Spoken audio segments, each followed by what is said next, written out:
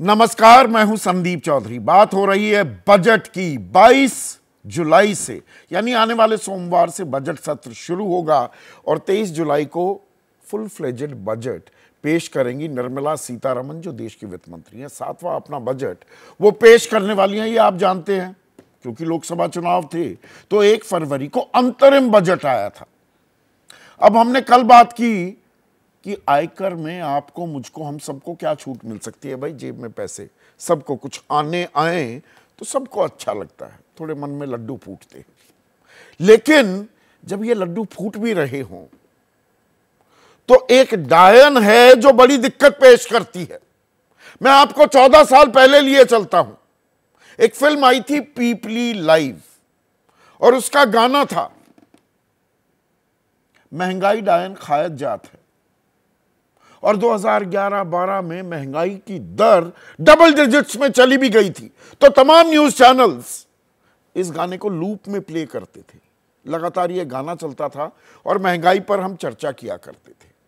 लेकिन अगर हम पिछले कुछ सालों, मैं महीनों की बात नहीं कर रहा हूं, खास कोरोना काल के बाद से देखें तो ये महंगाई डायन हमारा पीछा नहीं छोड़ रही है। जो 4% की दर तय की हुई है महंगाई की आरबीआई ने, हमारे सेंट्रल बैंक ने, और उसमें ज्यादा से ज्यादा 2% और बढ़ सकती है, उससे आगे नहीं, उसे कहीं ज्यादा पार करते हुए दिखाई दे रही थी महंगाई। 6% से ऊपर लगातार 6.5 पौने 7% के करीब महंगाई दर। अब कहने को महंगाई, अब थोड़ा सा पेज समझिएगा।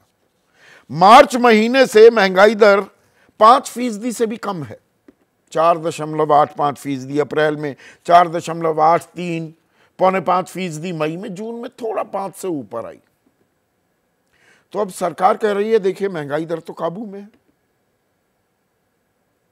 महंगाई कोई समस्या ही नहीं है। आरबीआई ने जो लक्ष्मण रेखा तय कर रखी है उससे नीचे हम ले आए।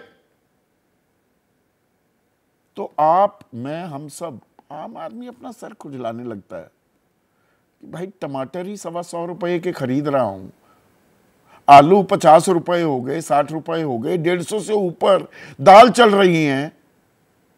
महीनों से नहीं, सालों से एक नए पैसे की कमी पेट्रोल डीजल के दामों में नहीं हुई है। गैस के दाम में थोड़ा बहुत इजाफा जो हुआ था उसमें थोड़ी सी कमी करने की, थोड़ा बहुत नहीं, अच्छा खासा जो इजाफा हुआ था, थोड़ी बहुत उसमें कमी करने की कोशिश की। लेकिन जो ताल ठोकी गई थी 2014 में, बहुत हुई महंगाई की मार, अब की बार मोदी सरकार। बहुत हुई पेट्रोल डीजल की मार, अब की बार मोदी सरकार। बहुत हुई रसोई गैस की मार, अब की बार मोदी सरकार। वो नारे कहां गए? पेट्रोल डीजल के दाम नहीं घट रहे, रसोई गैस, ये महंगाई कहने को आंकड़े खाएं क्या? सस्ता तो कुछ भी नहीं मिल रहा, यह एक हकीकत है। जमीन पर जब आप उतरेंगे, जब आप बाजार में जाएंगे तो कोई ऐसी चीज नहीं है जो आपको सस्ती दिखेगी। और एक डेमोन्स्ट्रेशन इफेक्ट भी होता है।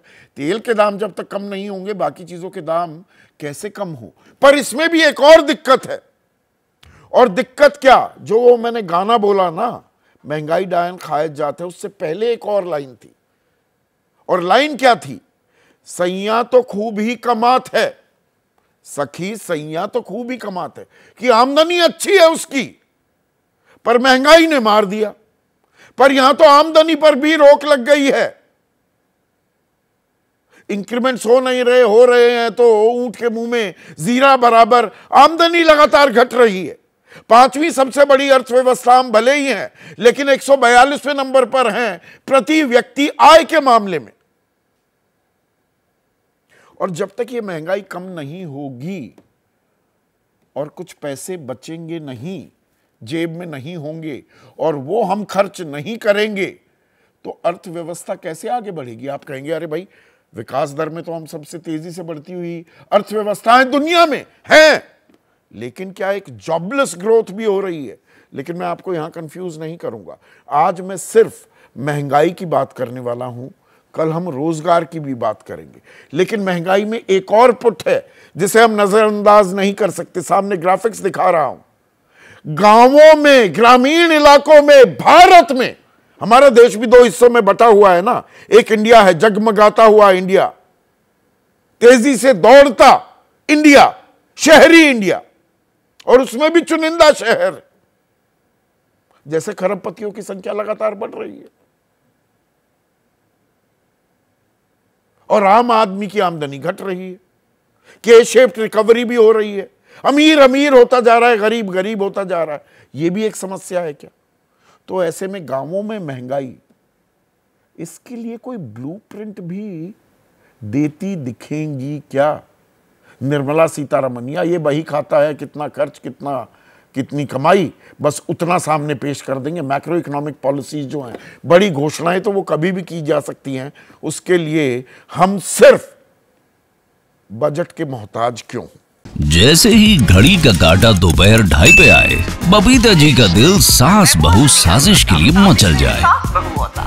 और ये है इनकी बहू, पूरे दिन ऑफिस की टेंशन हो जाए गॉन जब ये करें अपना फेवरेट शो फ्री टाइम पे ऑन। इनकी तरह आप भी देखिए अपना फेवरेट शो अपने टाइम पर और डाउनलोड कीजिए एबीपी लाइव ऐप अपने स्मार्ट टीवी पर।